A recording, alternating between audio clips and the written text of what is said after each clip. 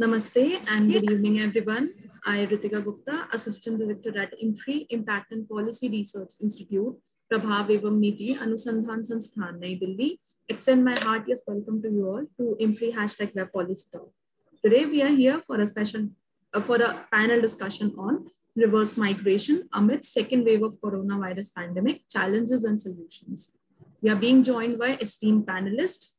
I would now like to welcome our moderator for today, Mr. Tikendra Panwar, who is former Deputy Mayor at Shimla and visiting senior fellow at IMFRI.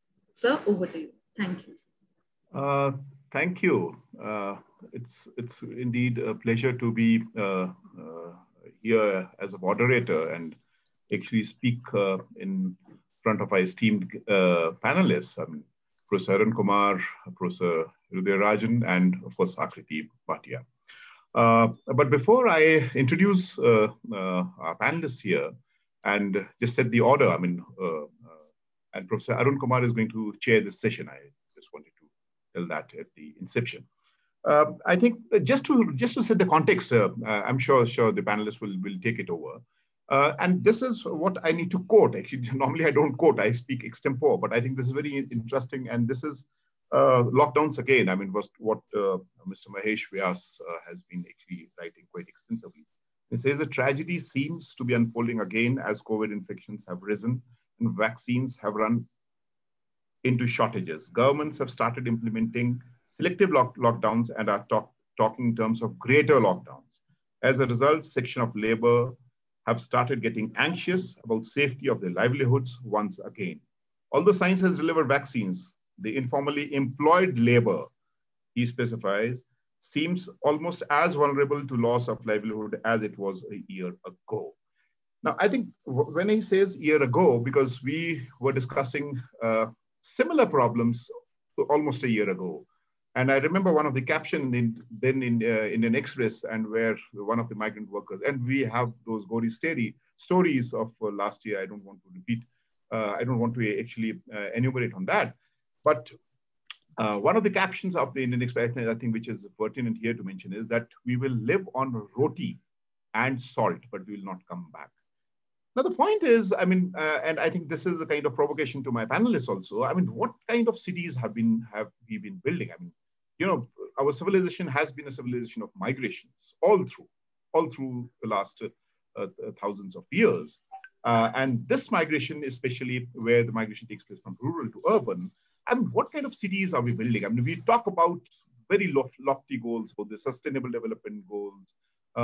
Cities become sustainable, and all the jargon that we borrow from the elite called the resilient cities. Then we create those city resilience indices, and the city that happens to be on the top, for example, Surat, we've seen people couldn't stay back even for 24 hours when the lockdown was announced.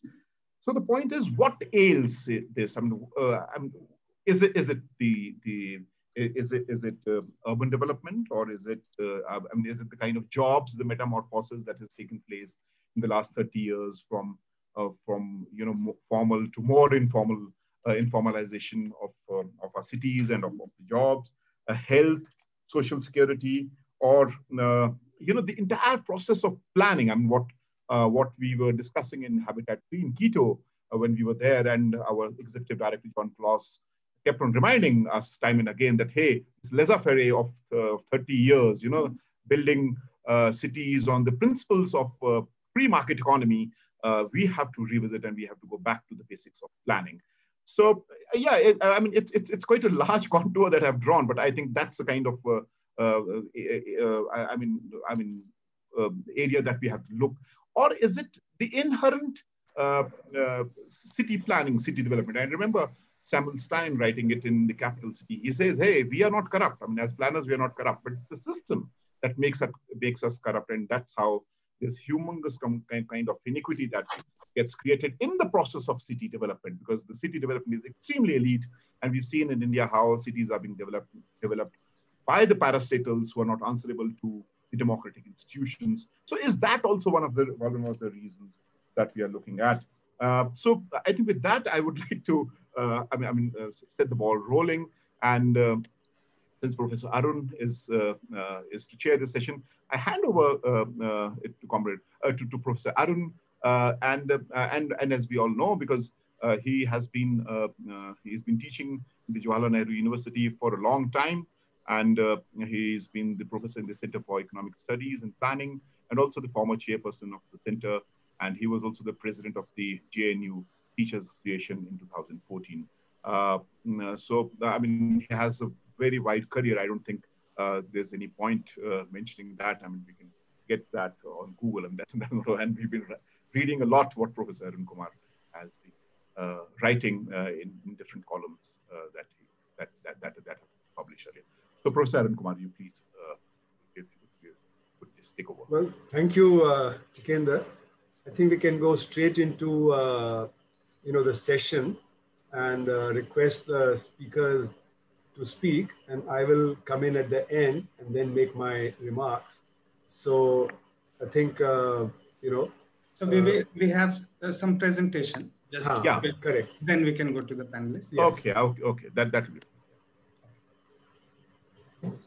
Ritika, why don't you start? Yes. So these are some of the pictures which shows the atrocity of COVID-19 on urban poor. I would now like Sakshi to take over the floor and start with the presentation. If you could just go back to the first slide and we continue from there. Yeah. Good evening. Today we stand at the cusp of a national crisis with rising COVID-19 cases. In the course of the last 3 days, more than 1 million cases have been reported. Local dailies are littered with images of mass cremations. The most effective solution at this time seems to be yet another lockdown. If you go to the next one, next slide, please. Yeah. As we all know, 2020 has been a devastating year for India. More so for migrant workers for whom lockdown was an extremely harsh reality.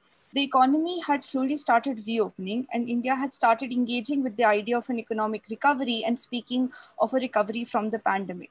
But the second wave of corona cases hit in the previous month. The next slide. The conditions of major economic hubs and metropolitan cities are catastrophic at this time. Last year in March 2020, when the lockdown hit, the government had missed in their decision-making to account for the migrant worker.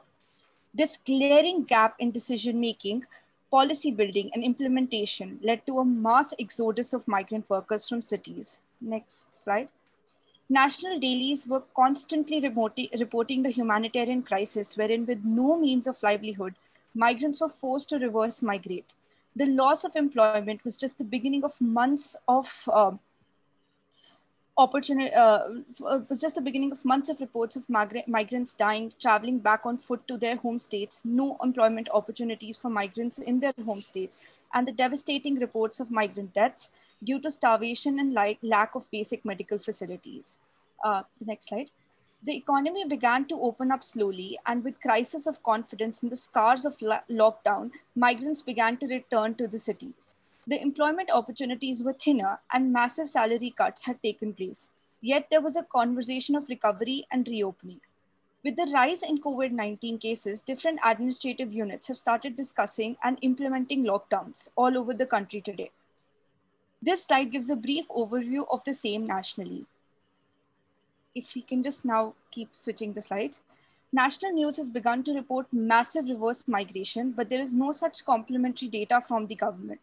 Given the second wave is more virulent, this movement then could lead to a nationwide pandemic, which the strained medical infrastructure of the country cannot tackle at this time.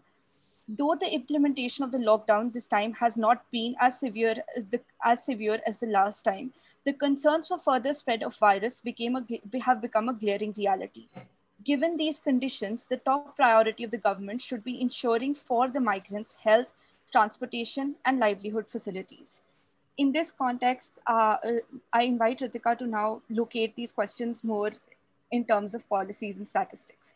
Thank you, Sakshi, for a brief introduction. I would now like to focus on the migration statistics. So national migration figures are available through NSSO, Census and Economic Survey. The many administrative data, such as the figure given by our Honorable Home Minister, Shri Amit Shah, last year, who said there are about 1.2 crore people as migrants. There is Labor Commissionerate, NMIS, which give figures for migration.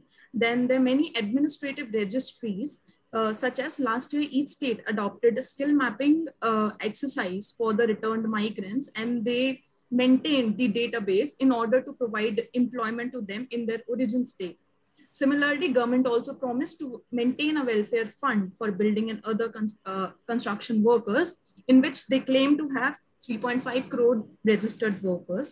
Many states have organized job fairs last year and employment exchanges. There are many private players who also conducted survey during the lockdown to assess the impact of COVID-19 on these workers. Now the government has come up with the 5 surveys, a package of 5 surveys, which include All India Survey on Migrant Workers, All India Survey on Domestic Workers, All India Survey on Employment Generated by Professionals, All India Survey on Employment Generated in Transport Sector, and All India Quarterly Establishment-Based Surveys. The training for the 2 surveys, that is, they are highlighted in the bold, All India Survey on Migrant Workers and All India Quarterly Establishment-Based Survey has already been conducted, and this exercise is going to be started. Next, if we recall from last year, government introduced many packages, Atmanirbhar Relief Package, Pradhan Mantri Garib Kalyan Yojana, in order to provide social security to the migrant workers. So these are organized sector-wise. In case of wage and employment, they increase the Manrega wages, which then in case of food, they provided free 5 kg of free food grains to them and 1 kg of pulses. Similarly, they implemented One Nation, One Ration card, which was supposed to be completed by March 2021. Now we are in April 2021. Then they provide financial aid. They started PM Swanidhi for street vendors, which promised to provide rupees 10,000 loan to street vendors. And they transferred rupees 500 in Jan Dhan accounts of women. In health schemes, which was Ayushman Bharat, PM Jeevan Jyoti Bima Yojana, unfortunately, there were no provisions in these 2 schemes. Under shelter, they extended the Pradhan Mantri Awas Yojana through the component of affordable rent and housing complexes. And under transportation, they allowed many Shramik special trains, and they converted trains as COVID centers. Now they've come up with the draft national policy for migrant workers in 2021. In the current scenario, when there is upsurge in the cases of COVID and deaths, the central government in its budget has promised, the finance minister has promised to create a portal collecting relevant information on gig, building and construction workers. The 20 control rooms has been set up to address the grievance of workers who are returning to their villages. And central government has also revived the scheme Pradhan Mantri Garib Kalyan Yojana for the month of May and June 2021, having the similar provisions as they were having last year. Some interventions have been taken by state governments. For example, Delhi government recently announced rupees 5,000 aid to every registered construction worker. They are also providing a helpline number to them to address their grievances. And they've also promised to provide 205 promised to provide food facilities in the 205 night shelters, which are across the cities. The good thing is that there is no hindrance in transportation this year. Railways has already planned additional special trains, summer special trains, to accommodate the demand for the travel. And they are till April 30, they promised to provide 133 additional trains and 88 summer special trains. Now I like Chavi to come and continue with the presentation. Good evening, everyone. The current reverse migration is facing numerous issues and challenges. In order to successfully draft and implement any policy, a robust database of the migrant workers is required, which is missing. Many experts focus on the need for data collection and availability of that data for public use. Another major issue would be of food and nutrition security. Many migrant workers are associated with the informal sector and work on a contract basis. Thus, they do not possess valid documents for availing any benefits under the food security related schemes. Ground reality shows that schemes such as One Ration, One Card aren't fully operational. This was because ration cards were area specific, required registration, and because fair price stores were largely inaccessible during the lockdown. There is a need for a dignified standard of food and nutrition security, which can be met through the concept of thalinomics, which attempts to quantify what a common person pays for a thali or a platter across India. Therefore, in the current health emergency, a balanced diet and dignified food assistance must be provided to the poor. Next slide, please. Yeah. The most glaring matter of concern in the current crisis is of health security. Migrant workers were the most affected during the lockdown, and most of them live on meager jobs they do in the cities on a daily basis. Without being vaccinated, they will not be able to take up jobs, which will be detrimental to their survival and also negatively impact the economy. It's essential we provide medical insurance to them. Now, coming to economic and livelihood security, there is a pressing need for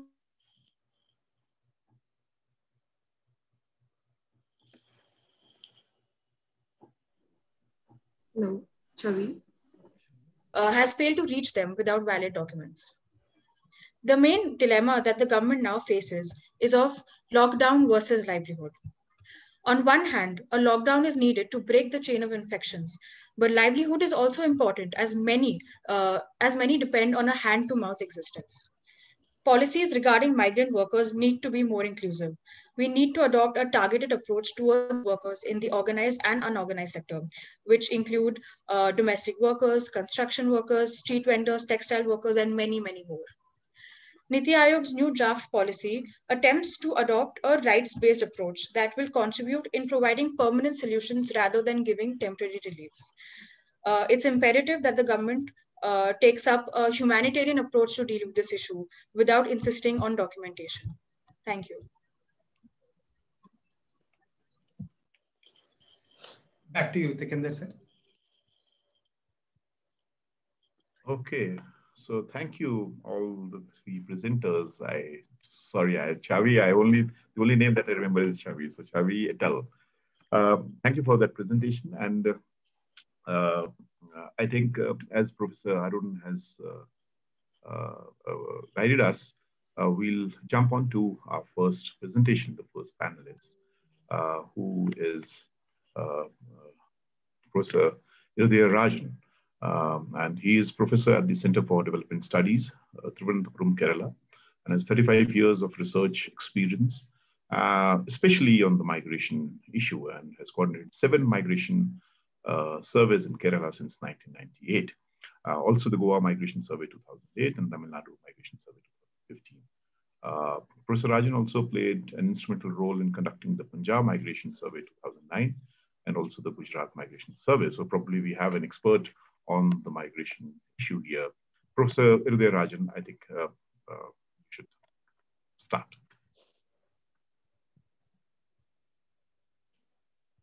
Can you hear me? Sir, please unmute, yes.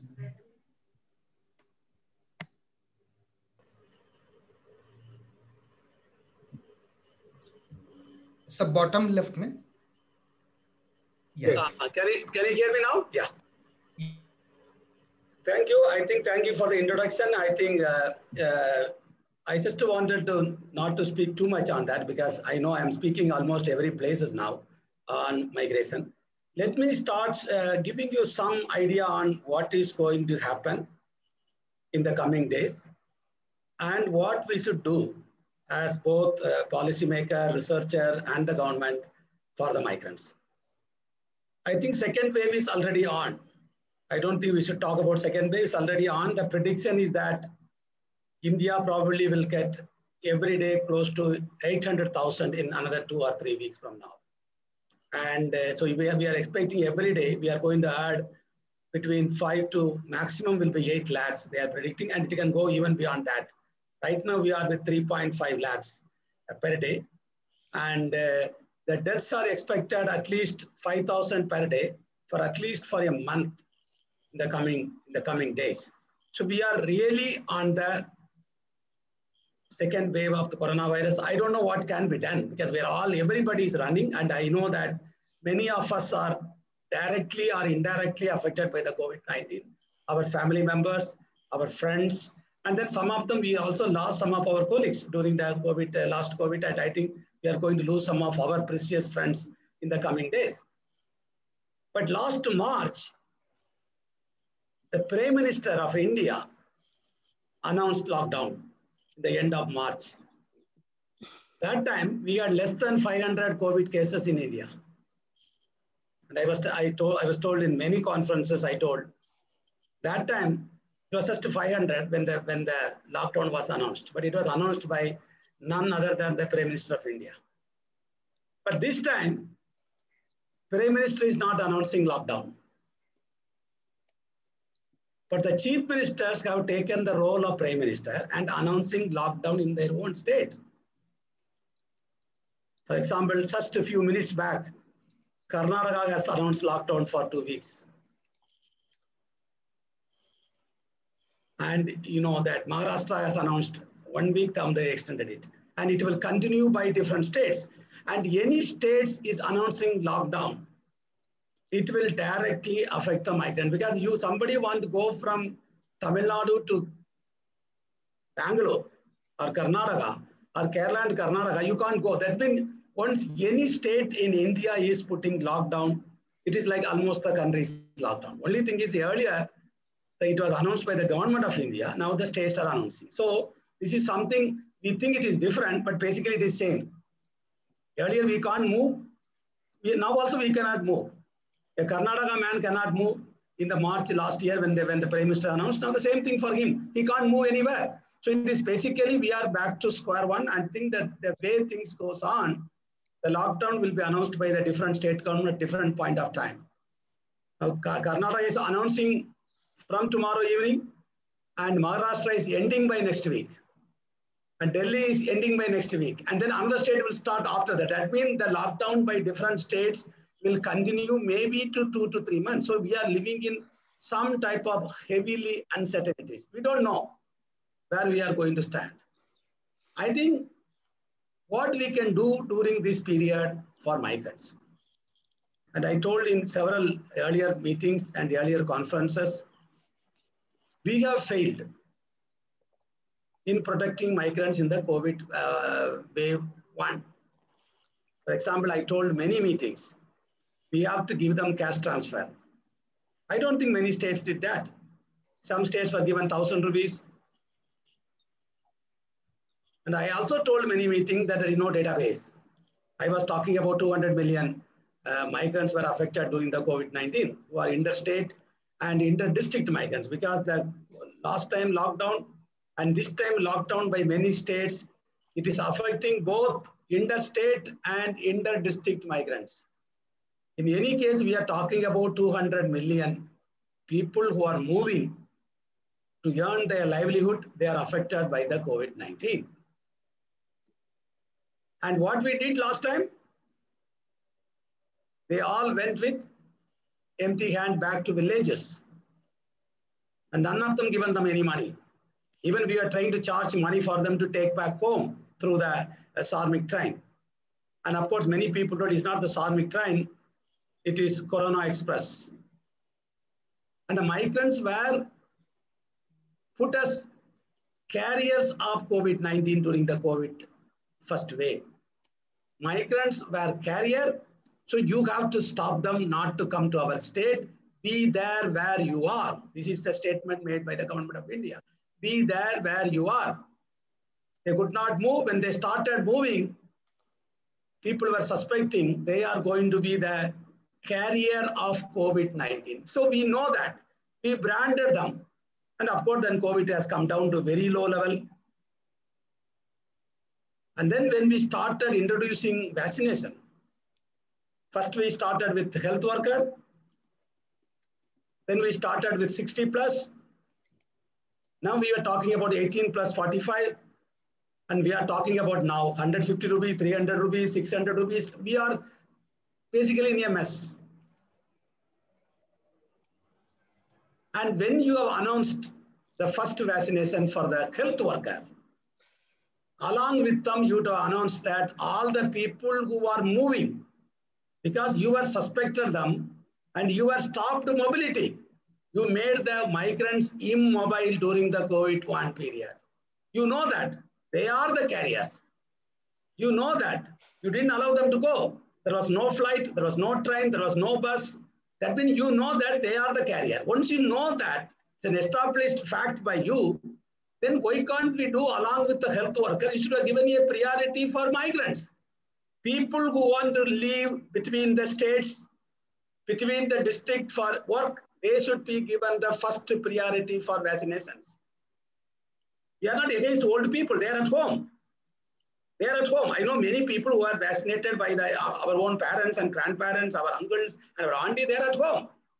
They are not moving. We are not against vaccinating them. We are not against anyone. But there should be some priority for the people who are moving. And we would have done that. They would have completed the second dose, most of the migrants, most of them. When you are sending the vaccines to other countries, you would have put priority for the thing, then they will not move.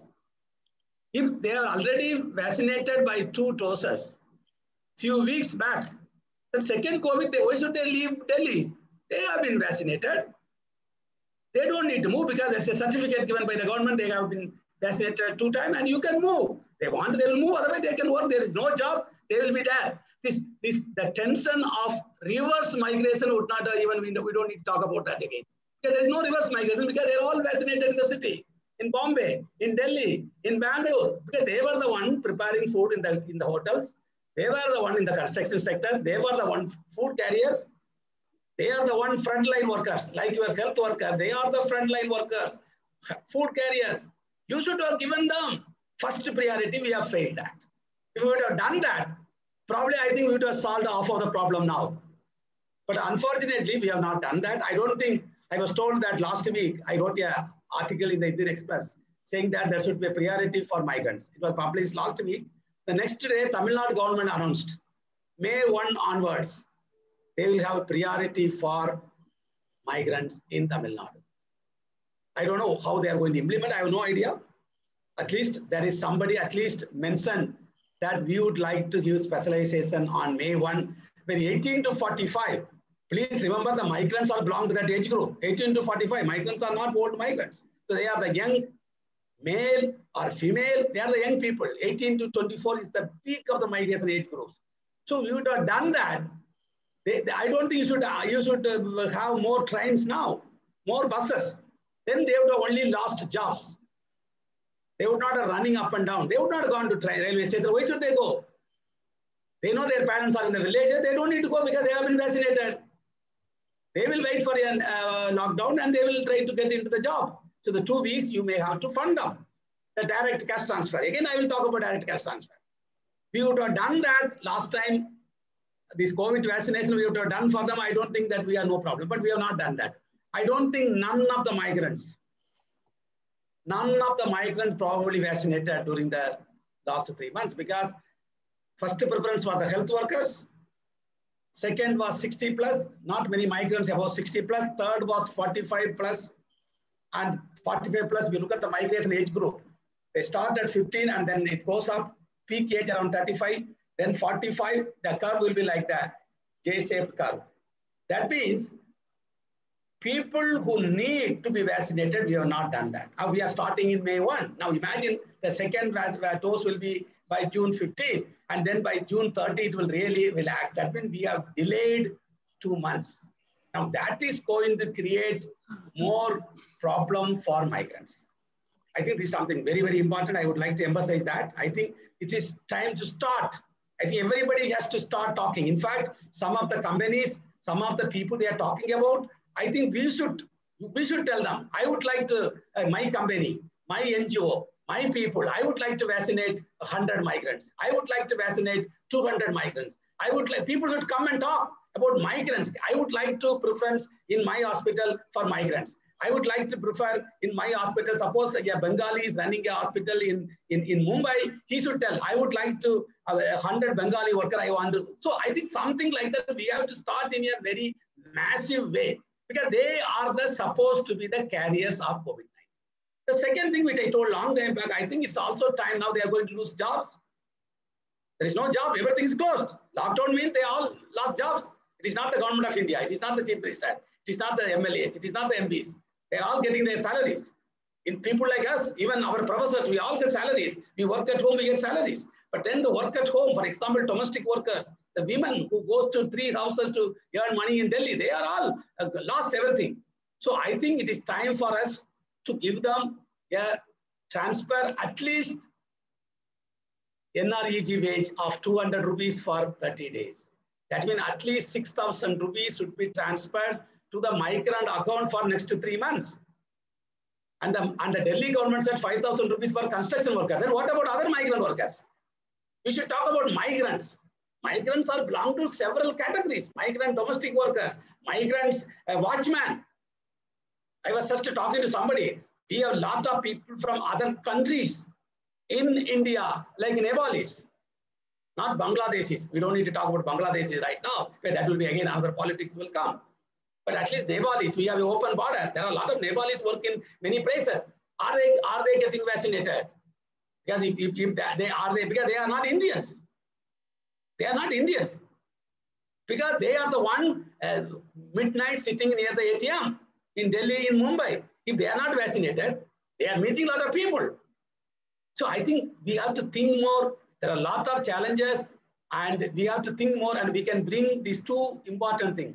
Priority for vaccination and then direct cash transfer to migrant, at least 6,000 rupees for the next 2 months. That means 6,000 rupees for next 3 months, and advance payment. Like we pay advance income tax. We pay advance income tax. So why can't the government pay advance payment for next 3 months salary can go to them? If they can do that, I think we are going to solve at least some disability of them, because the problem is compared to the last wave, this time, not many of us going to talk about migrant rights, because now we have scarcity of hospital, scarcity of beds, scarcity of oxygen, scarcity of even vaccinations, because we don't have to vaccinate. Because I was told in Kerala yesterday that next 3 days we cannot vaccinate because we have no vaccination. They are waiting from Delhi on next week, or they have already directly. So we have vaccination and we have no place to bury even dead bodies. Now, at that time, I don't know, they are going to discuss about migration crisis this time compared to last time. I'll stop here. Thank you very much. And I will look for some comments, and then probably I'll come back to you if anything I can be of use. Thank you very much. Thank you very much. Thank you, Professor Rajan, for making those pertinent comments. And I think that the last one was very important for the simple reason, because as the cases are rising, probably we shall not even be talking about the migrants. We'll be talking about oxygen, we'll be talking about vaccines. And at that point of time, I mean, to bring in this whole question of vaccinating the migrants, and why it is so important to consider them as part of that large inclusive campaign, if at all, that the government thinks it about. So I think we'll park our questions to Professor Rajan in the next half, once our panelists, the panelists finishes off, and then Professor Arun Kumar also, and then we can take questions from our participants as well. So the next panelist is Ms. Akriti Bhatia, who is a researcher based in Delhi, who has done her master's economics from Jawaharlal Nehru University, and presently is pursuing a PhD program from the Delhi School of Economics, if I correctly spelled so. And she has been active, especially in the pre-pandemic times, I remember, especially covering length and breadth of the country with a very innovative form of journalism called mass level journalism, where reporters from below actually were reporting about people's issues. And this was, I think, particularly before we had the general elections. So a lot of sense prevails on, I mean, with that form of work. And over to you, Akriti. Thank you, Tikinder sir. It has been a privilege to have worked with you as well, where through Urban Agenda and the Labor Bulletin, that we've tried to bring these issues in perspective. So I just want to begin by saying that it is indeed criminal on part of the ruling class, what we are the sites that we are actually seeing, that despite the lessons that were learned last year, we are in a worse situation today, and all one can see is acute form of apathy, where at least the media was showing. Of course, it was again a very misplaced kind of a perspective that this migrant crisis was being shown. But now even for TRP, even the media is not really picking this issue up. Although it doesn't mean that this kind of mass exodus isn't happening. And as you had in the very beginning talked about the gated cities, where there are gated residences, there are also gated hospitals and gated lives that you can see, where the cheapest lives are those of the migrant workers, workers who are most disposable, and healthcare benefits or anything is something that is least that can be thought of being provided to them. But what is being seen is that here it's not just the question of their livelihoods but their lives. And as it was pointed out that they're only regarded as carrier bodies with no dignity attached to them as a worker, forget as a fellow citizen. So just beginning with a few lines that I had written, that ये हत्या है, हादसा नहीं, शहादत भी नहीं, भूखे पेट सैकड़ों मील चलना मजदूरों का कोई शौक नहीं, आदत भी नहीं, बराबरी और समानता का जीवन जीना क्यों उनका हक नहीं, इजाजत भी नहीं. So we've seen how the pandemic has acted as an opportunity for the government to keep covering up the economic crisis, the migrant crisis, the unemployment crisis, and now the health crisis. Also, we are seeing what is happening. But in the same way, we've seen how in the cover of the pandemic, labor codes, which are very regressive, have been passed, and even all forms of resistance, even the Kisan protest has been, targeted through things, through very vicious policies like Operation Clean. So this whole, mindset, which is very exclusionary, is being is something which is very much coming to visible terms. Where we did find we've been comparing with the last year, the situation. There were a lot of arrangements that were made, networks, control rooms, helplines that were set up, and now they've become defunct. Of course, the medical crisis is is much more intense this time, but but this catastrophe is no lesser, as we're still getting reports from across the country where cases of wage theft, where cases of stranded workers are actually doing rounds across, and there's also a very big panic among workers as lockdowns are being extended.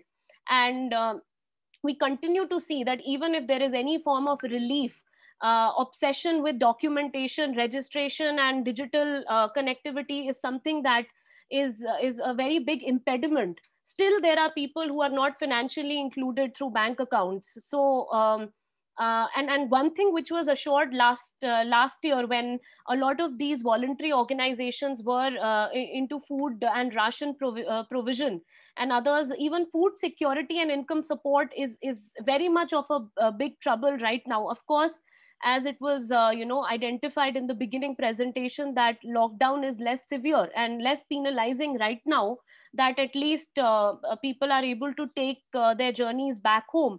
But in terms of the kind of economic crisis that they don't have means for the next meal is something that is being reported increasingly. Health emergencies and travel emergencies of workers, there's no way, given that there are issues as urgent as oxygen, and people are gasping for their lives, the migrant issues and their lives are actually completely taking a backseat. And what was promised at that time, of course, in the beginning presentation, a list of policies were actually enlisted, which were announced, which were declared, which were, earmarked, allocated. If we actually take them one by one, we will know how problematic, how inadequate, and how perhaps in the other direction these achievements have gone. And it was said that universal portability of PDS will take place, and PDS back home will be reaching people. A lot of that is completely in shambles. We're getting to know cases where even ration provisioning is not happening, and people who are trying to register themselves for Manrega work, that is also not happening this time. These are the kinds of reports that are coming, and we need to remember that these are already makeshift lives that these workers are actually leading. Especially, we often tend to look at this category of the migrant worker as a single male worker. But again, recalling what had happened, it was not just the male migrant worker, but also his entire family, his wife and children, that who had actually taken the very tough, long journeys on foot back home. Learning that lesson, the migration that took place back to the cities, again in search of gainful employment, people actually chose to migrate as single men, because that they felt that it would be easier in case another issue, if in case there's issue again that comes up, as we are seeing right now, it will be easier to pack the bags and go back. So if workers could foresee another crisis, or the persistence of crisis, it's very shocking and unbelievable how the government had actually completely overlooked when a complete very sound migrant policy and relief package was to be expected. We see that nothing was done on that front. And there have been, again, loss of livelihoods, loss of lives as well. If you look at lives lost due to hunger and so many other related issues. So something that we really need data on very badly is related to unemployment, that COVID is leading to, lockouts, factories being shut, not just because of lockdowns, but because they cannot operate any further. Of course, we need very specific disaggregated migrant data. Also, there have been increasing number of worker suicides. We've been talking about farmer suicides, and the farmers' protest has brought this up. But there have been reports of worker suicides who are also, which some data could show, disaggregated data, how debt and informal borrowing has increased among workers because of their dwindling savings and household incomes falling. Then there's a very, very huge number of wage thefts that have gone unreported, but there are a lot of anecdotal reports that keep coming. Then also changing migrant patterns, as I just explained, that how people are making choices of just traveling singly. Of course, this whole migrant worker category is not something which is a very homogeneous category. It is actually this category is very heterogeneous in terms of the diversity of class and occupation. Also, this movement is also not just urban to rural, but also urban to smaller cities, to towns, and so on, where they're trying to look for alternative work.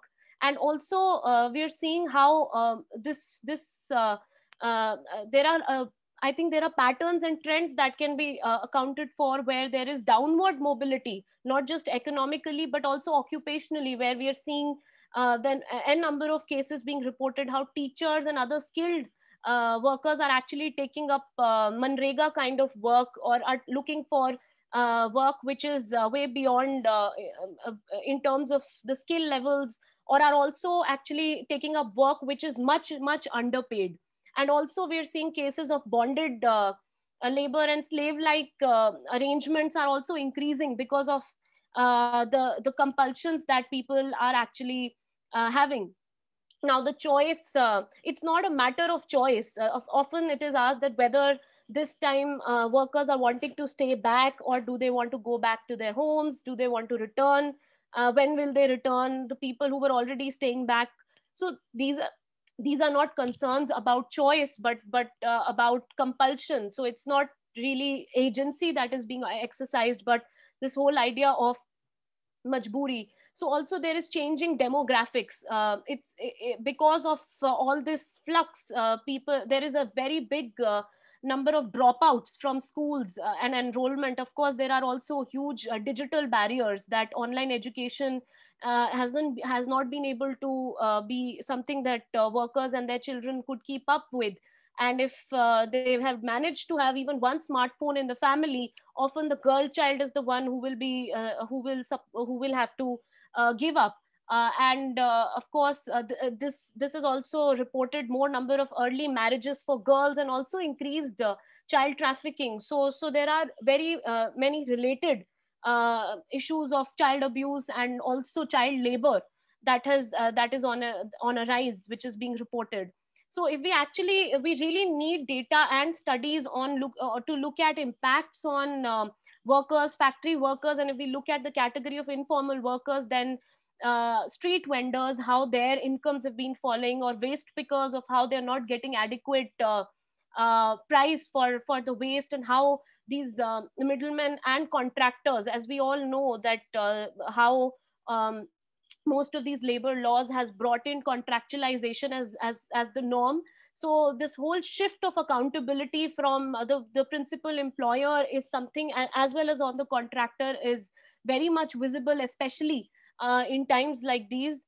What is happening with the rickshaw pullers, and how what they're doing with their assets. They're actually trying to sell the only asset like the rickshaw at throwaway prices, or the construction workers issue that was just mentioned by Professor Rajan, that why just are we focusing in terms of the relief package for construction workers, but there are also brick kiln workers.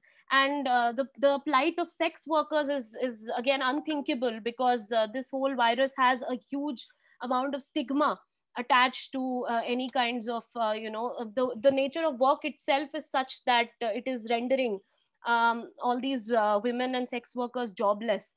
And also, as I said, there are also increasing cases of bonded labor. And we need to understand that a pandemic and a lockdown kind of a situation also suspends a lot of other security machinery that is attached. For example, the vigilance committee, which actually comes into action when there is any case of bonded labor which is reported, is suspended. And which is the duties of which are established under the National Disaster Management Act, or even the NHRC, and all other bodies are also getting dysfunctional and defunct at this point. And what is happening with even home-based workers, the domestic workers, related is the piece rate worker, BD worker, garment workers. There are reports of the entire supply chains being dismantled. And it's not just that a factory unit gets disturbed, but and it's again, I'm repeating, it's not just the lockdown, but a situation like this which is very intense, and it is not something which cannot be anticipated.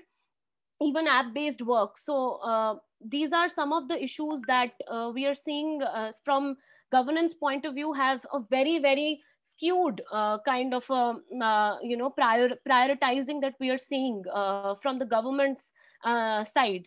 So just a few lines that we the team of Workers Unity, we'd written in terms of the governance paralysis that we are seeing right now. I would just read those out. Railways, banks, हर उद्योग बिक रहा है, 20,000 करोड़ का नया संसद बन रहा है, नागरिकता का ये हमसे मांगते हैं सबूत, पीएम केयर्स फंड का देखो कैसे गायब हुआ वजूद, लॉकडाउन में भी अंबानी ने तोड़े अमीरी के सभी रिकॉर्ड, वहीं 80 करोड़ भारतीय पहुंचे गरीबी रेखा की ओर. So it's something which is very shocking that we are seeing in terms of misplaced priorities and complete apathy on part of the government. And I mean, I'll be open to other questions, but there are some more trends and patterns. Of course, what is needed is the macro statistics, and we're all waiting for Professor Kumar also to speak about those macro trends. Well, thank you, Akriti, especially for the last recital of that poem, and I know Akriti is also a poet. I mean, she writes poems which we have been following on the Facebook. Now, I think one of the pertinent points, which is very important, I'm glad that you brought it to the fore, happens to be the missing of the government, the apathy of the government. And I remember last year, because this year probably we still have to wait how things unfold. But last year, one of the major civil society organizations did a massive survey with, I think, some 10,000 telephone calls, and then they repeated again those calls after, say, 3 months. So that was their base, and they could find out that the government was completely missing. So of the total relief camps that were organized last year, I think 75% of the camps were from the non-governmental, that included the trade unions, that included civil society groups and all. So where is this government? Where is the government that we speak about, that we contribute a lot to in the form of taxes, and as Professor Rajan said. So what is this happening, and where are we going to head? And just, I mean, because I have been part of the students' movement and then leading the movement of the working class. I mean, the working class in the cities, I mean, especially the formal working class, it's not that it's too weak. I mean, we have had strong trade unions. Of course, when the state withers away, or when the government withers away, I mean, you can't really expect the organized trade union movement to really take on the cudgels. I mean, I don't think that that democratization of our society has still taken place. But I think something has to be seen where structures, not the formal, I mean, formal structures in the sense structures the working people have come forward. But of course, this is, as both of you have pointed out, is completely a different situation. And how are we going to meet it? How are we going to mitigate the challenges? Actually, there are no answers for that as of now. So, Professor Arun Kumar, I think we would love to hear from you how you are viewing the situation and what could be the way forward. Okay, thank you very much, Tikendra.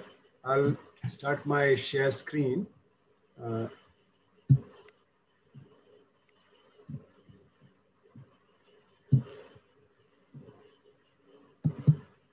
Can you see the screen?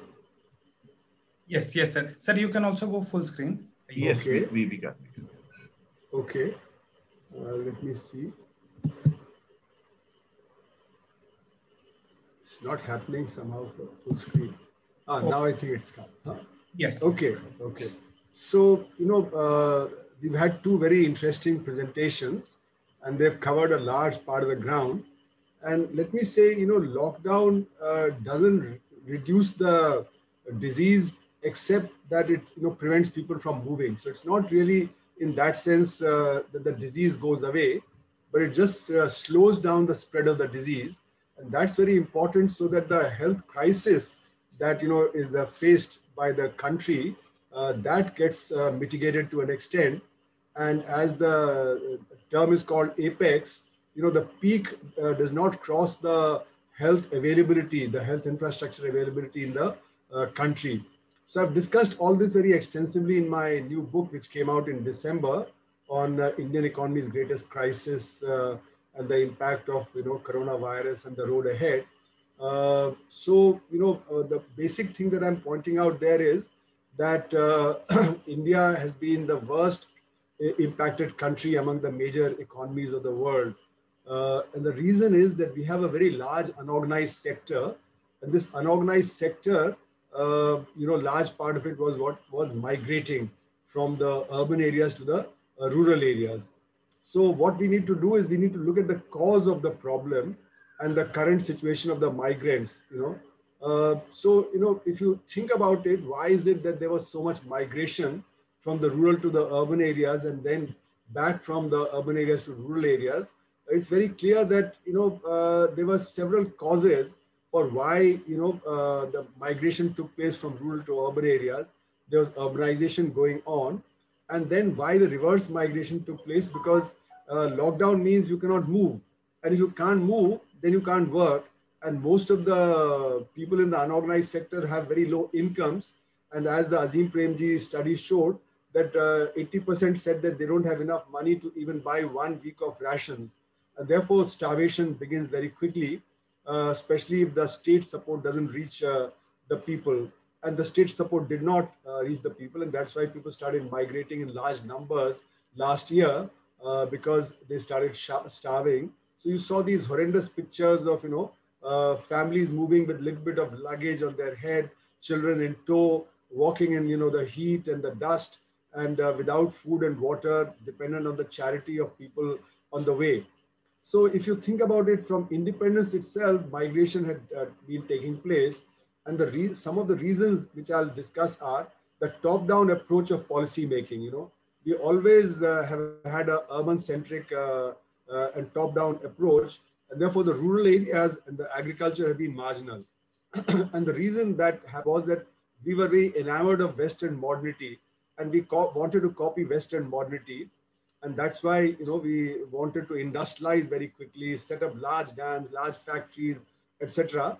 And therefore, we went in for very concentrated urbanization, which is very expensive and which leaves very little resources for the rural areas. And we always, allowed terms of trade to shift against agriculture and against the rural areas, which led to poverty in the rural areas and therefore lack of jobs. So the marginalization of rural India, some of the causes are what I list as marketization, technology, black economy, shocks to the unorganized sector, and the very weak social situation that these people find themselves in. Now, if we discuss the marketization and marginalization of the marginal, what I've been arguing is that there are different phases of globalization that we have been undergoing. One phase started in 1947, and a different phase started in 1991. In 1947, the policy that we followed was that the individual is not to blame for his or her problems. So if he didn't have education, didn't have health, didn't have employment or income enough for a sustainable life, then that was not because he was able to take care of it. It was because the system was not able to give education, health, employment, etc. So therefore, we decided as a collective, as a state, as a collective, that it would provide all this. But then in 1991, we turned these policies on the head, and we said the individual is responsible for the problems that the individual faces, and therefore they have to go to the market to actually resolve the problem. So if they need education or health, then they go to the market. So there's a lot of privatization of education and health taking place. Similarly, for jobs, they have to go to the market and get the jobs there, and so on and so forth. So what happened was that this is what I call the process of marketization since 1991. Now, markets have always existed, but marketization implies that the philosophy of the market enters all institutions. So things that were not marketized earlier, like air, water, coastal regions, and so on, they all had to be marketized. Everything had to be brought into the ambit of the market. Now, as Samuelson has said, one of the principles on which the markets operate is the dollar vote. That means if you have $1, you have one vote, and I have $1 million, I have 1 million votes. So I determine the outcome of the market, through my purchasing power. And therefore the pattern of investment shifts, pattern of investment caters to the markets only. And therefore it marginalizes the marginal. So, an average American would be equal to 30 Indians because he has 30 times the purchasing power.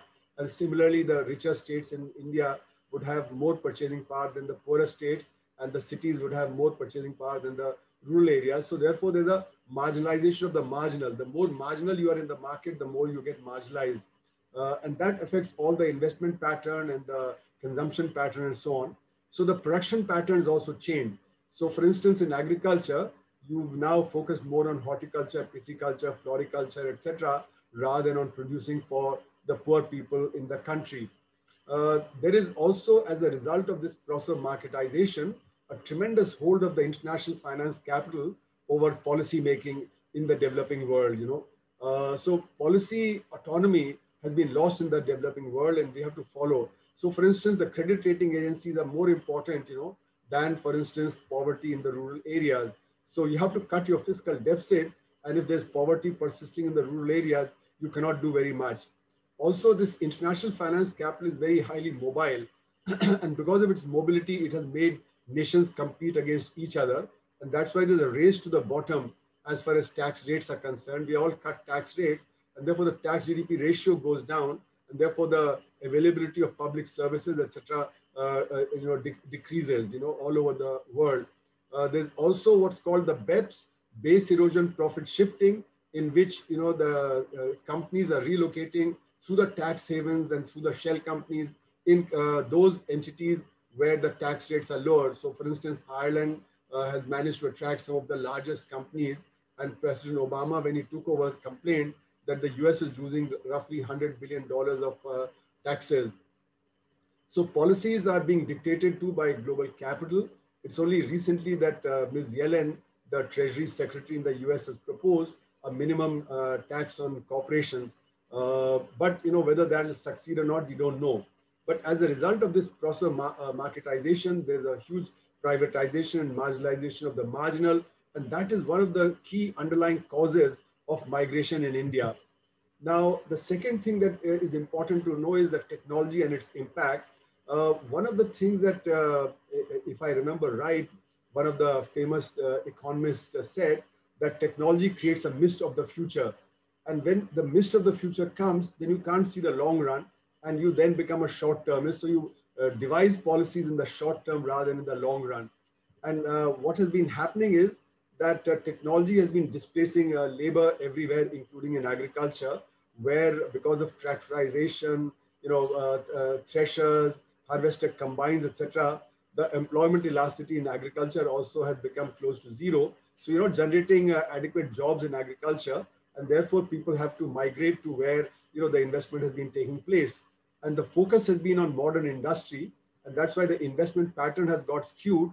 And I had written a paper way back in 2008, in which I saw that roughly 80% of all investment is going into the organized sector and only 20% into the unorganized sector. And what is going into the organized sector is also actually displacing labor. It's not really creating jobs.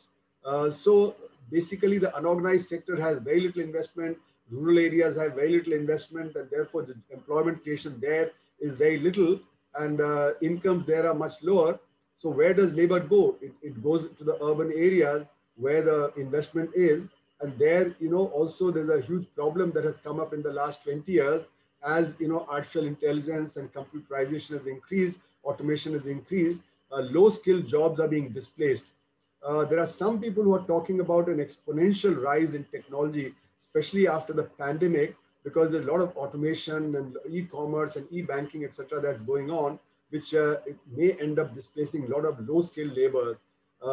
And in India, we've had a very weak education system with very poor skills at the lower level, and they will not be able to find jobs in these new areas. So they will face huge unemployment, and that'll create an additional problem of migration and of destitution among the migrants. The third factor that's very important in this context is the black economy and the policy failure. So one of the characterizations I've given of the black economy is that it's like digging holes and filling them. So what happens is that you set one person to dig a hole during the daytime and then fill it up at night. So the next morning there are two incomes but zero productivity. So I call this activity without productivity, and it results in massive inefficiency. So for example, if you make a road and you don't put enough tar in it, and the rains come, it gets washed away, then what happens is that you're repairing the same old road and not making new roads. And the investment in the road is not giving you the output that you should have got. So this example fits in with all kinds of things like, the police busy with haftas rather than, solving law and order, or, various kinds of other such activities that are associated with, black economy. This sets back development. What I've shown is that because of the inefficiency that comes into the system, and also the flight of capital that takes place from the developing world to the tax havens, your investment rate comes down and your incremental capital output ratio goes up. And as a result, the potential rate of growth is not reached. And I've shown that potential rate of growth is 5% higher than the actual rate of growth announced by the government. As a result, employment generation is much less, and the investment also is much less in the economy than there should be. As a result, employment generation becomes much less in the economy than it could be. And what the black economy also does is it skews distribution in favor of profits away from wages, and that therefore causes even greater disparity than what the white economy shows. And this increased disparity results in demand shortage in the economy and therefore slowdown in the economy. The rate of growth therefore becomes less than what the potential rate of growth could be. As a result of all this, the infrastructure is very poor, especially in rural areas because of lack of investment. Investment is shorted by the urban areas and by the industrialization that's taking place and the massive infrastructure development for the organized sector of the economy. Then, we've had several shocks to the unorganized sector since 2016.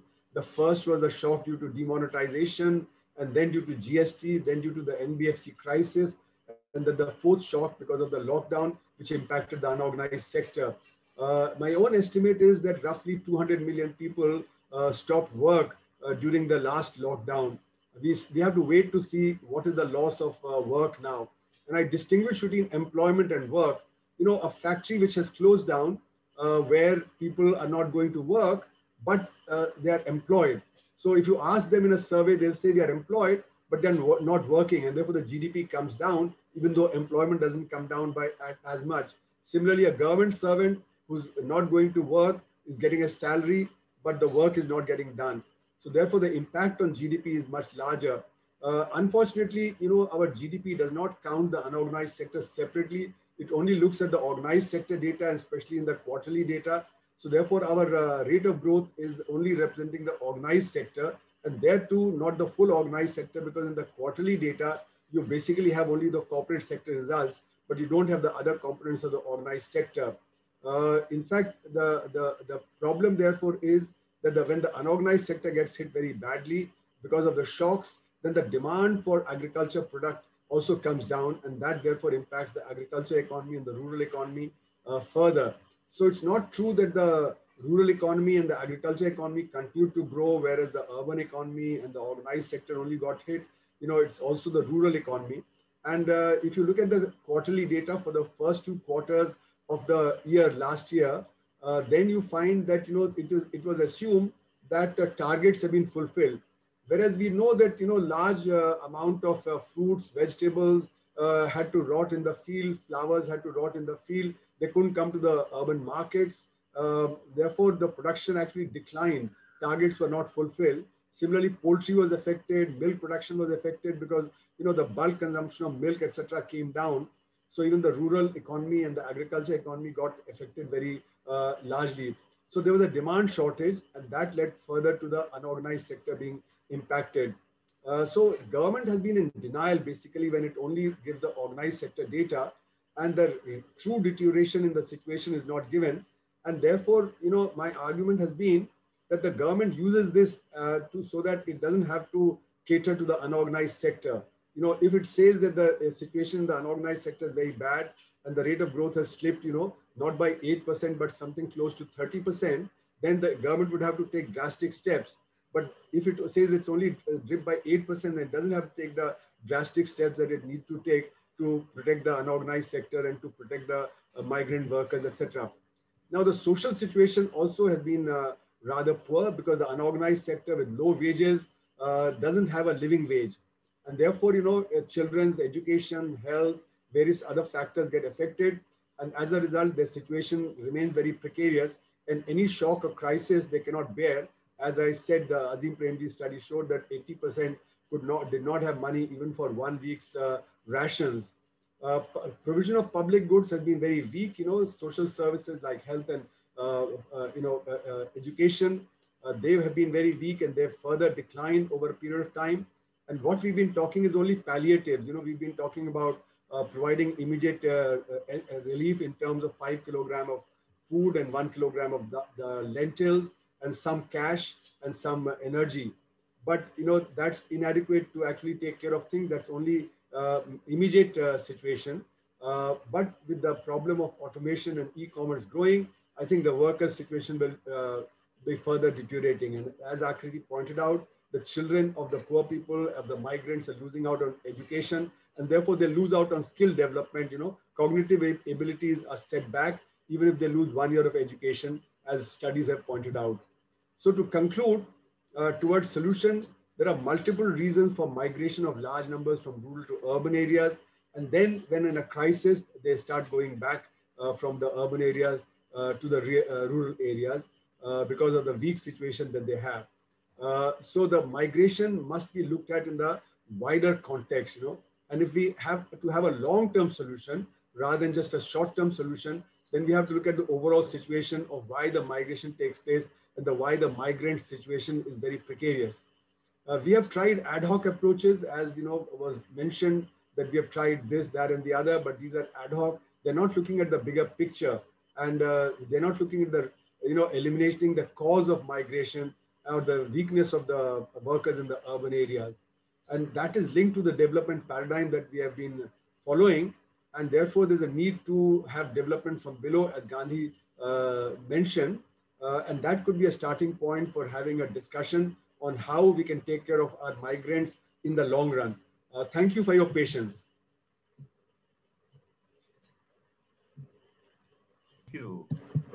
Thank you, Professor Kumar. And it's been fascinating to hear, especially the macro level picture that you've given.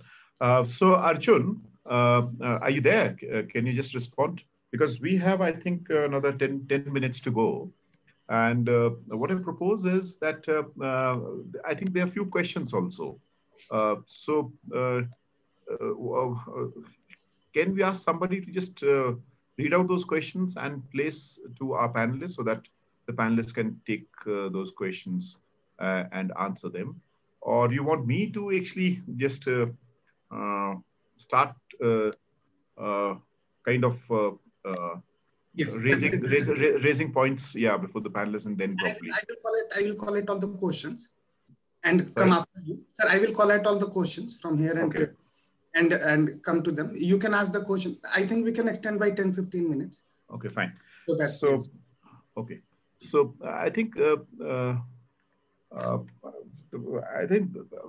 been very interesting presentations, and of course, Professor Arun Kumar, when he clinched and when he brought the whole question of the systemic crisis to the fore. But Professor Rajendra, I mean, because last year we've been hearing a lot, a lot of interventions from the Kerala government, and especially there was, and I think there was an affidavit also filed in the Supreme Court where of the total relief camps, only 60% came from alone from Kerala. So, do you find such a situation still existing, or I mean, is it all focused on saving lives or oxygen, or can you find the kind of labor hostels that were constructed there? And why I point this out, the whole question of labor hostels, because I come from a town which was constructed by the British, and even 100 years ago, and of course they required those migrant people from Kashmir, especially porters, to carry everything on their back.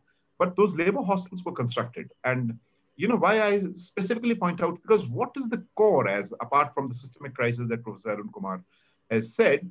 So, I mean, if something has to be done, or something should have been done in the last 12 months by the government, so what should have been that one thing, or maybe a few things that the government at the national level or the governments at the state level should have done? So probably, and why I'm repeatedly pointing about these labor hostels, because the migrant people can't afford houses there. I mean, either they live in slums or some other place, or maybe rental housing.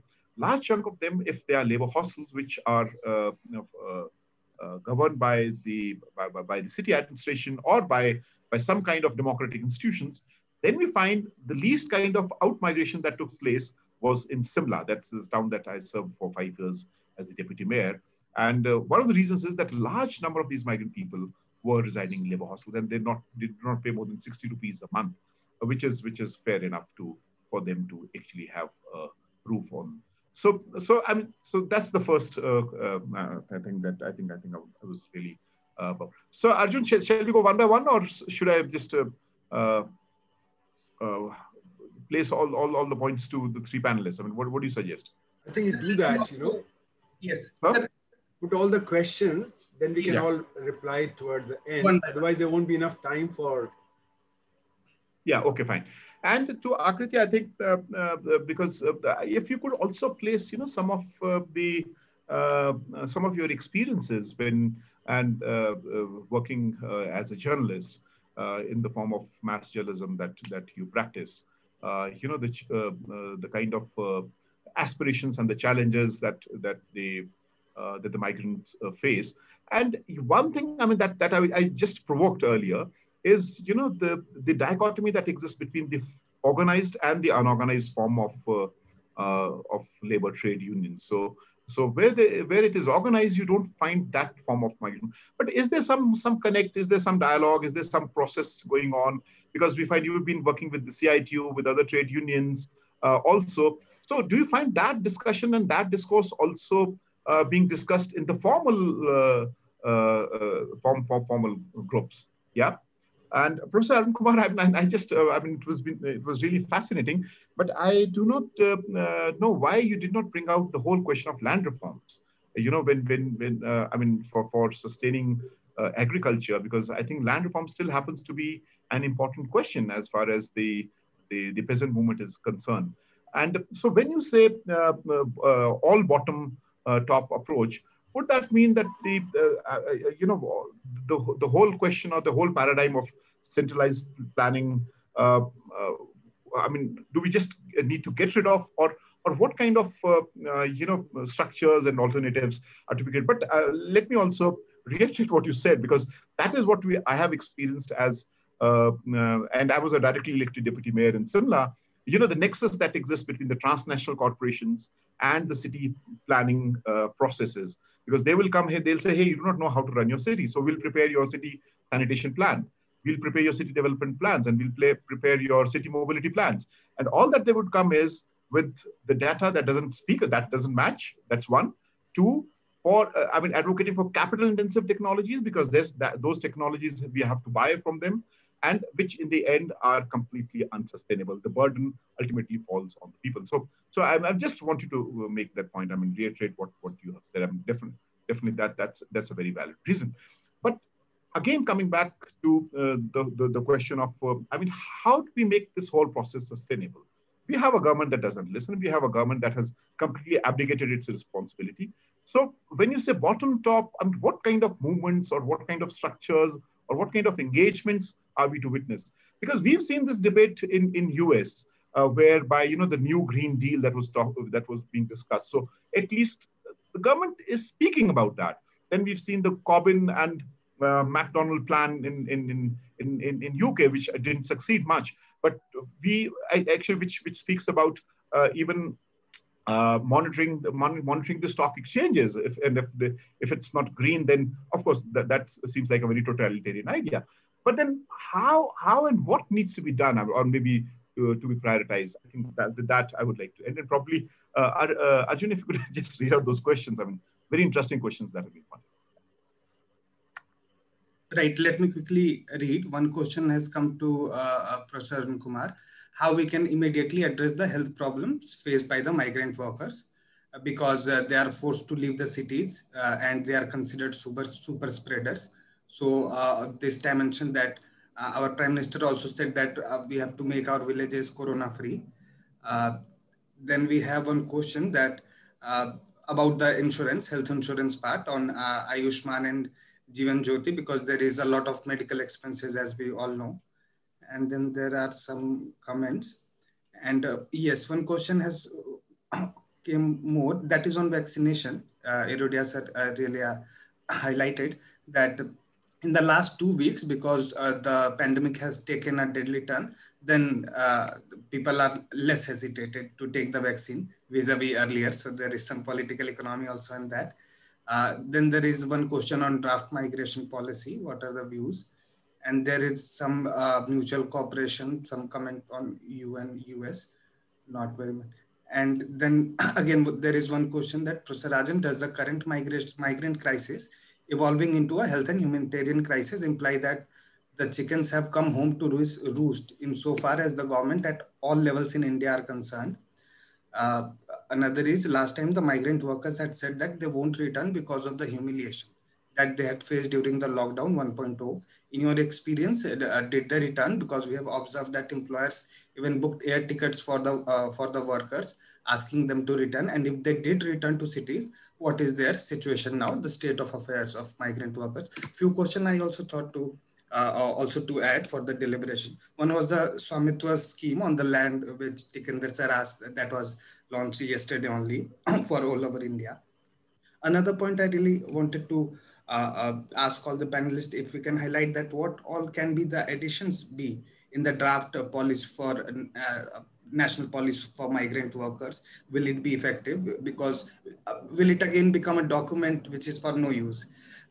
Because we don't have data. Now 5 surveys has also been launched. What do we think that will it be of any use, or any other dynamic registry is required to give all the benefits as sir was highlighting? And then I just also thought to ask this question to Professor Irudia Rajan, that 6,000 rupees for 3 months comes out to be 18,000 rupees for 20 crore migrants, like Irudia said's calculation. So even if we give to half, then the exchequer cost would be around 2 lakh crore, 1.8 lakh crore.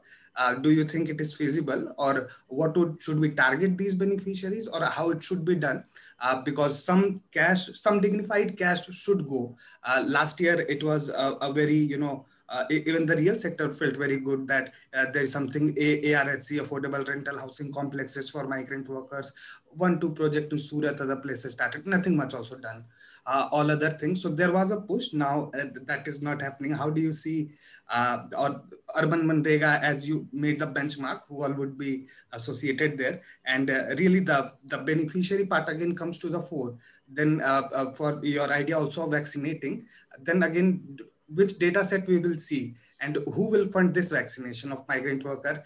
Will it have to be a very central sort of push? But Karnataka took that. So will it also be interstate or other issues? How do you see the issues going forward? So we can go one by one. Professor Irudia Rajan, over to you first. And your comments. Anyway, I think I will probably take 3 to 4 minutes, because even we extend for 15 minutes, we have 3 speakers. Yeah. Professor Arun is there, Ms. Bhatia is there. So I think I will take a few minutes. Yes. I think people, I still believe that India can provide cash transfer to migrants. I think it is only the willingness to pay. I think the willingness to pay in the part of the government, because I remember I was telling, when the government of India announced 20 lakh crore package, I told them, even you have 3 lakh crore, which would have reached the migrants, you have not done anything. You are only talking anyway. So I think that the feeling that migrants are really the sufferers during the COVID-19 lockdown, we have to give them something. That commitment comes from the central government and state government. I think we can do it. So I don't think this is a financial constraint. I don't think we have money problem. We are exporting free vaccine to many countries. Where are you talking about money? I don't think money is not a problem. The willingness to recognize their contribution for the economy, and also remember they want to work. We told them not to work. So I think, it's like a strike. When the workers goes on strike, the company don't pay to them because they are strike. Now you tell them don't come to work. So I think that they should be compensated. I think there is no doubt about that. I don't think money is a problem, because I am an economist. I can always calculate. So I don't think the willingness to help the migrant during the crisis, I think that feeling for them, if it is there, I think this money is not a problem.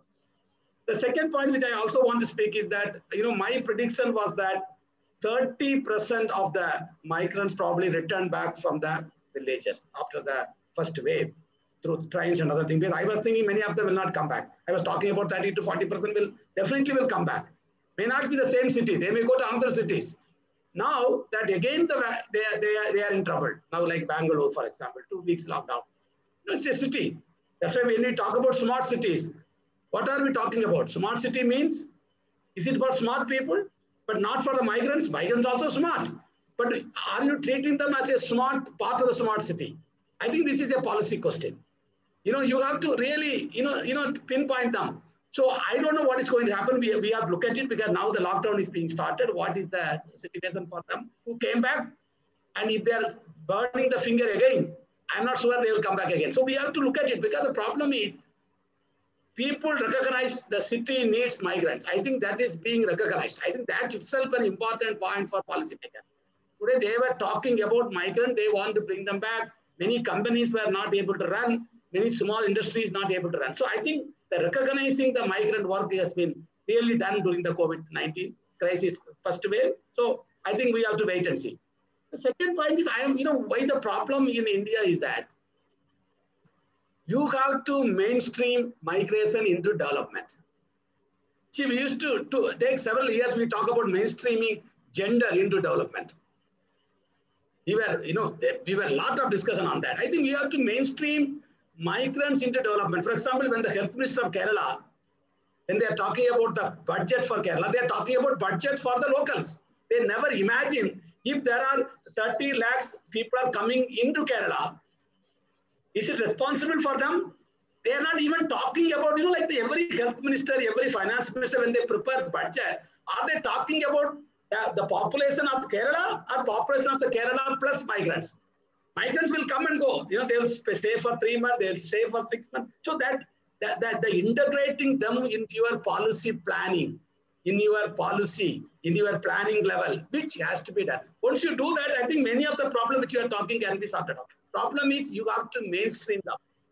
In fact, I had a meeting with the Finance Commission because I was doing a small work for them. I told them, even the central transfer to states, it can be one of the variable can be migrants. I was telling him. He said, sir, you are going to create tension to me. I said, look, if the Uttar Pradesh is sending 10 lakhs people from this state to another state, he has to pay that 10 lakh money to other states. Because we are providing services for the migrants who come to Kerala. Those migrants, the service is not provided by Bihar, Rajasthan, UP. So we have to pay for that. My government has to pay for that. You should tell them. You should tell the policymaker. Even the financial transfer. We are not talking. We are talking about population. What population? I think that there are issues. Migrants. Where migrants are, some states, they are losing states. Some states, we are gaining states. So the losing states and gaining states have to sit together. Like, I am going to give 100 crores. UP should tell, I am going to give 100 crores to Kerala to take care of UP migrants. Are they announcing? No. They said nobody can go from UP, only they have to get a permission. So I think the attitude towards migrants has to change. Finally, I think whatever we talk, we have money. Because now, last year we are talking, today you look at what's happening today in the country, nobody talking about distributing food for the migrants. Everybody talking about creating oxygens. Even the PM Care Fund, they said they are going to create 500 oxygen. So now that oxygen is going to be the biggest topic for the next few days. Oxygen, deaths, and then no place, everybody is crying. And we know that Delhi, people are calling me, there is no place to go. If somebody is sick, you don't know where to take them. And they are taking to other states, like Haryana. And then there is also full. So I don't think migrant will figure out in any of the policy debate in India right now, because we have now different problems. Thank you. Thank you so much. And that is when we had last year, the India's cover story was migrant workers walking back. So we forget so fast. Akriti, one question has also come to you that our leaders, political leaders also come on electronic media, make presentation. And Mr. Andrew Cuomo of New York did. And, US and other countries, people are also coming in solidarity and to also make differences in the psyche of people. Because effective communication is the key. How do you see this communication part going or working in this second wave, if you can also touch upon, especially to the migrant workers? Is the panic, or what do you see, and how do you see what steps we could take? Yeah. Sure. Also echoing Tikender sir's question in terms of, the role of media, especially workers' media, what potential does that have, and how do workers respond to media as a platform to voice their issues and In my experience, how we have actually used this communication tool is that if it is done properly, it actually has a very mobilizing effect. And that's a very ideal kind of a situation where media acts as a media activism, I would use the word, rather the kind of media or journalism that we do, where we do take positions. There is nothing called impartial, neutral reportage. So it is very important that we do call out the culprits, and it is very important to do take a stance, and let not the anchor's voice actually prevail, but the voice of the worker actually takes precedence. Unfortunately, we do not have many media portals. We do have some, and they've done they're doing some great work. But again, in terms of the funding and the sustainability question, remains a very big factor, because just as Professor Arun Kumar has explained, how investments and everything is more towards the formal organized capital. It is very similarly how even resources, money, and viewership and all these actually follow mainstream channels, and we know who is really funding them. But alternative media has really worked to some extent, and if you can trend something like Murderer Modi, also I think that is also a trend to look out for, and that also conveys something, that when you say migrant lives matter. And apart from these trends, how we have actually seen that um it's a very emotive thing. It's not just Mr. Modi using emotives for election rallies, but even these issues are not just economic issues, but of great emotional and affective value also. So I was giving examples of worker suicides. A very interesting thing that came in was that people were not willing to know what, if for example the data was that uh, 6 out of 10 workers in a particular village committed suicide. So people were not very keen to know what distress were the 6 going through, but what was the motivation for the arrest of the 4 to actually sustain. So that kind of courage, that kind of positive effect also, that positive stories can have. Also, this whole courage that people showed and were willing, they could actually walk thousands of kilometers, gave each other strength, that there is something called home, and there is something called fellow workers, and their families, that is holding them together. They knew that they will not have opportunities back in the village, but there was some kind of a support system and an emotional support, which as very rightly pointed out by Tikendra ji, that cities have completely failed to show that kind of warmth, that kind of willingness to accept. So I think that is the role of journalism also. And I am also teaching in Delhi University. So this whole interplay of using activism and academia, and using journalism as a tool can be very effective. I'm not saying that it is fully utilized till now, but it has a great potential. And we do, and I think even seminars like these, Arjunji, that you guys have been trying to put together, if it is made more multilingual, and if it is efforts are made to disseminate, then I think they do have a very positive role as communications part is being said. And then at some point the lies of the ruling elite, who keep coming and have the audacity to continuously lie, will also someday will also be called out. So I think that is something very important.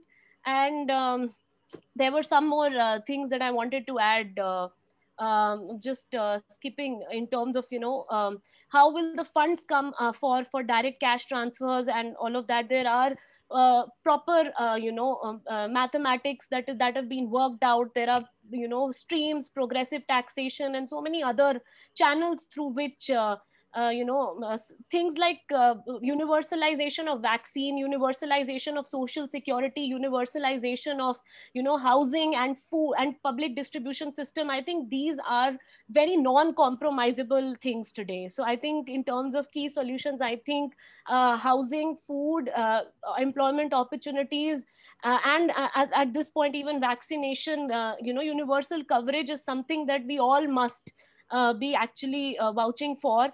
And making it targeted will again open it up to all kinds of the black markets and all kinds of exclusionary errors that it will lead to. So that is what I wanted to mention.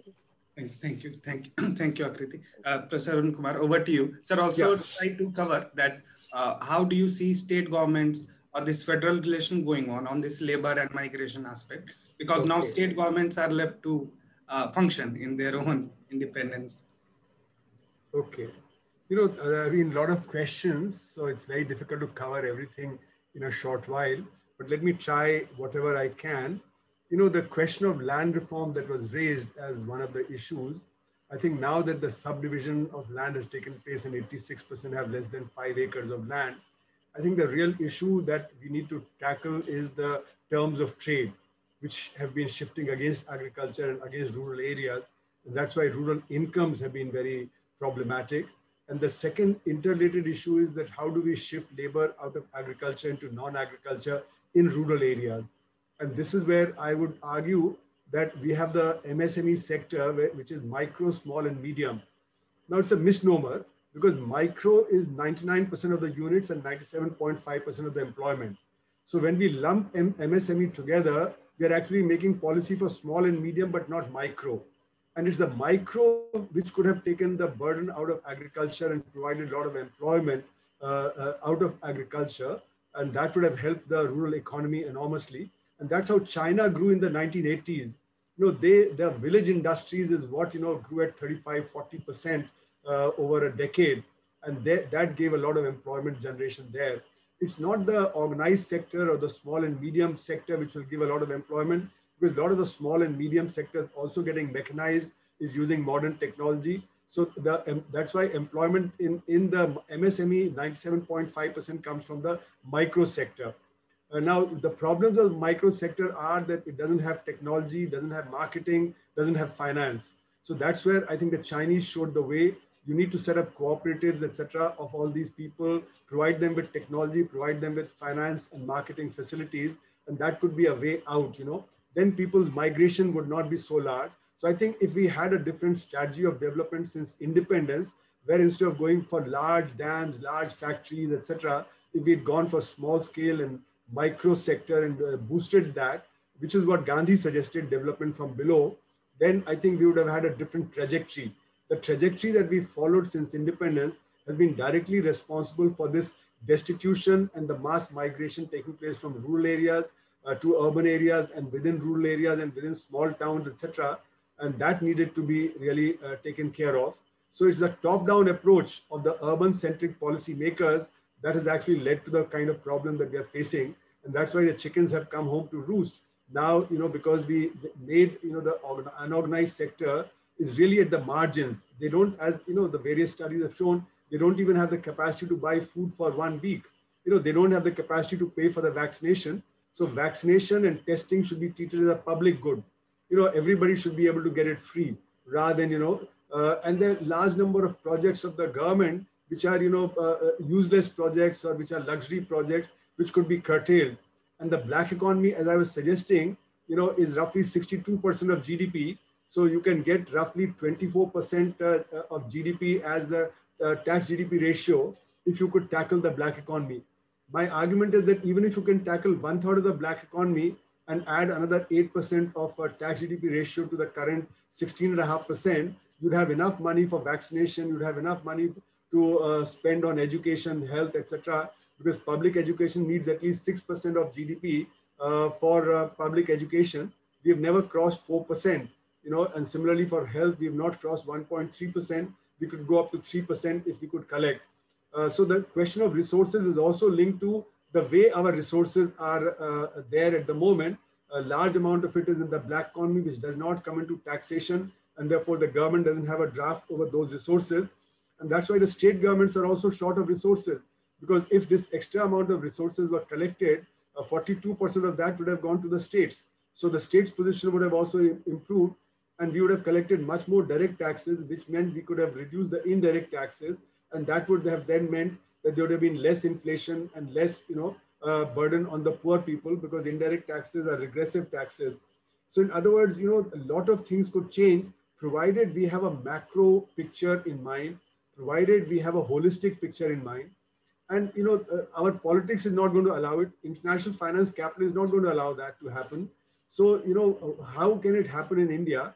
I think there's no shortcut but to have socio-political movements. Without socio-political movements, change does not take place. So we have large number of NGOs, large number of movements, whether it be Narmada Bachao Andolan, whether it be Fish Workers Forum, whether it be the Chhattisgarh Mukti Morcha, etc. But unfortunately, for the last 30 years, they have not been able to come together to forge a common united front. I have been consulted by various farmers groups also from time to time. I remember Mr. Balram Jakar and Mr. Ajit Singh consulting me after we did the alternate budget in 93 and 94. And there I suggested that why do farmers claim to only represent farmers' interest? Just like FICCI and CII say that they represent the national interest, they will have policy on agriculture, they'll have policy on trade, they'll have policy on labor. Why is it that farmers only complain about farmers' issues and not talk about the national issues, whether it be employment, whether it be trade, whether it be other things? So they should claim that farmers' interest is the national interest, and how, if the farmers' issues are taken care of, then whether it be trade, whether it be employment, whether it be other things, those will get taken care of. So I think, the marginalized groups in the country, they have to get together. The various movements have to get together through the various movements that are already taking place. And, workers and farmers have to get together. There's no shortcut there. Workers and farmers, if they get together, the farmers movement has picked up strength in the last 6 months. If the workers join in together and they present a united whole, as to how they take care of, the issues of the marginalized sections, then I think we have a chance that we may do something better. Otherwise, the business interests in India rule. You look at the budget making, the budget is presented on February 1st, earlier on February 28th. And from September onward, all the vested interests, they start influencing the budget policies.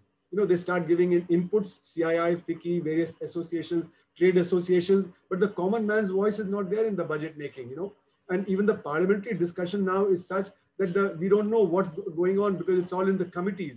And then suddenly there's a guillotine and 80%, 90% of the budget is passed in one fell swoop without the public knowing what's there in the budget, So I think democratization is very essential, and that will happen provided, the various groups get together, they demand these things.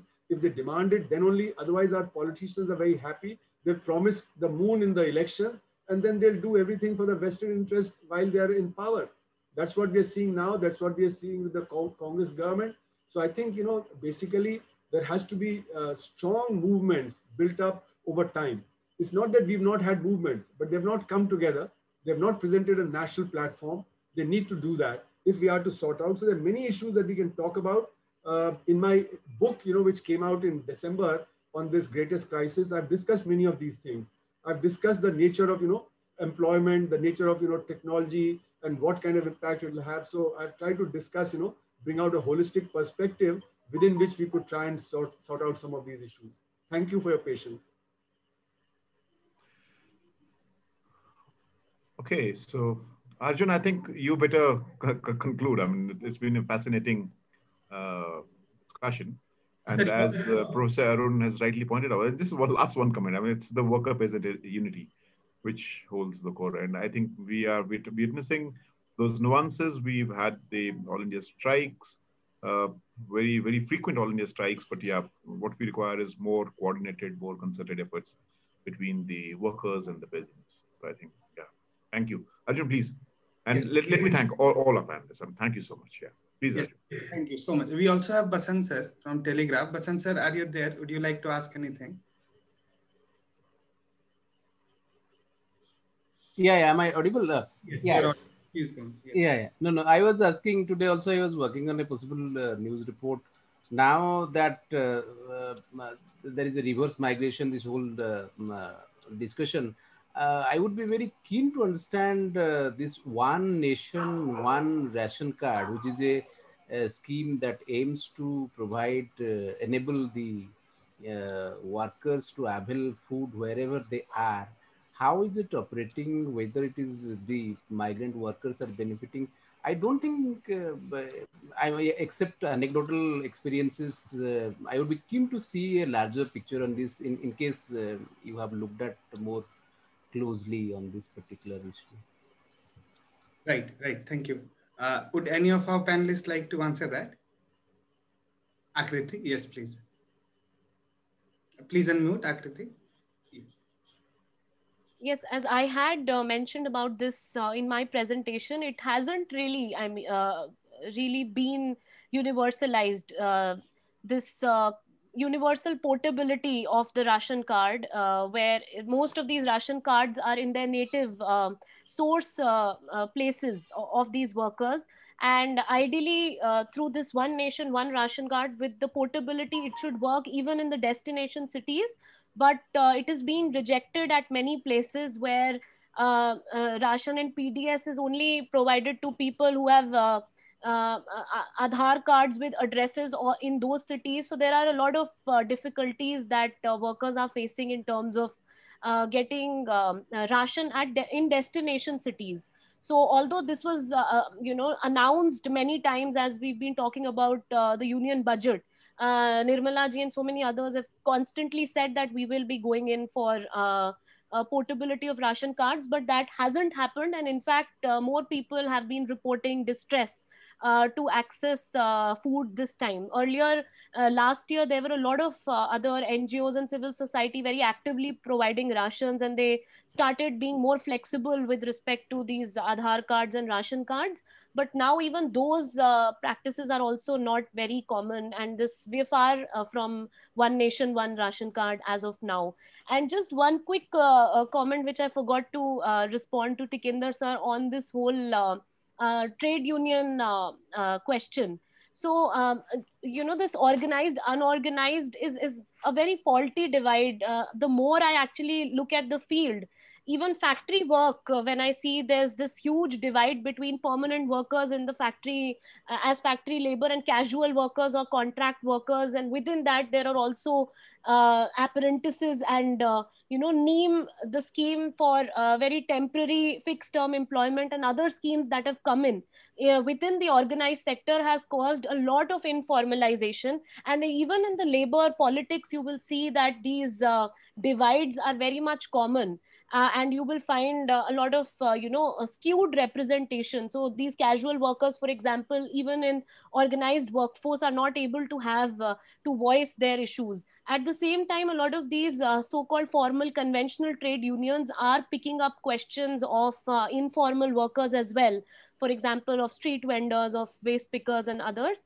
But again, there is some kind of arrogance that one finds even in mainstream trade unions even today, that they find themselves more superior. And informal networks are also akin to different kinds of politics and forces of NGOization and project based output oriented objectives. So it's still something we are here aiming of a worker farmer solidarity. But yes, we are far off right now to even create a worker consciousness and a worker solidarity, given that there are new forms of work. We have app based workers who don't even call themselves as employers. They are given this employees, they're given this fake false consciousness of being self-employed micro entrepreneur, but they are actually very much subjected to all kinds of malpractices that workers face at the hands of organized capital. So I'm sorry, I just wanted to add to that. Yes, thank you. Arun sir, let me rephrase the question what Pasant sir has asked, which becomes very pertinent. Arjun, I have to go. I have a thing at 8 o'clock. Yes, sir, half a minute.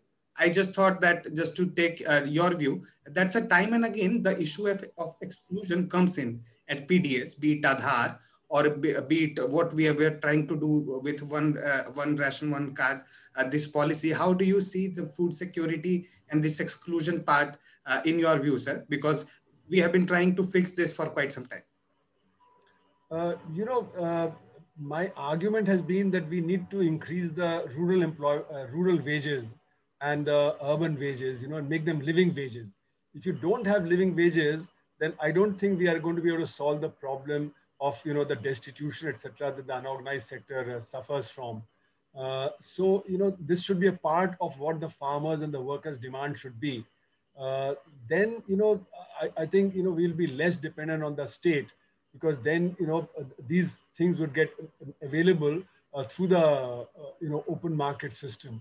At the moment, because you're not paying them the wage, therefore you have the question of subsidy, you have to the various other such related questions. Arjun, I'm sorry, I must leave. No, sir, thanks a lot, but yes. I'm in a bit of a hurry. So please, don't mind, I'm just going to leave. Thanks a lot. Thanks to everybody. Yes, thank you. Thank you so much, sir. So living wage as really the support or the economic or social support Arun sir is suggesting for really getting away from this exclusion and PDS, and all the time this issue is coming. And also there is distributional quality and so many aspects. So let me just propose a quick vote of thanks for this event today, this deliberation. On behalf of Center for Work and Welfare at IMPRI, Counterview and Working People's Charter, for this special panel discussion on this very pertinent issue of reverse migration amid the second wave of coronavirus pandemic, challenges and solution. And we are so thankful to all of our panelists. And this event was chaired by Professor Arun Kumar, and our panelists were Professor Rudya Rajan and Akriti Bhatia from Paigam, and our moderator, Tekender Singh Pawar. Thank you so much, everyone. And we look forward to learning more from all of you. And thank you so much once again for contributing to this enriching deliberation. Thank you. And I wish you all. Thank you, Arjunji, for having us. Thank you. Thank you, Akriti. Thank you, Tekender. Have a good night.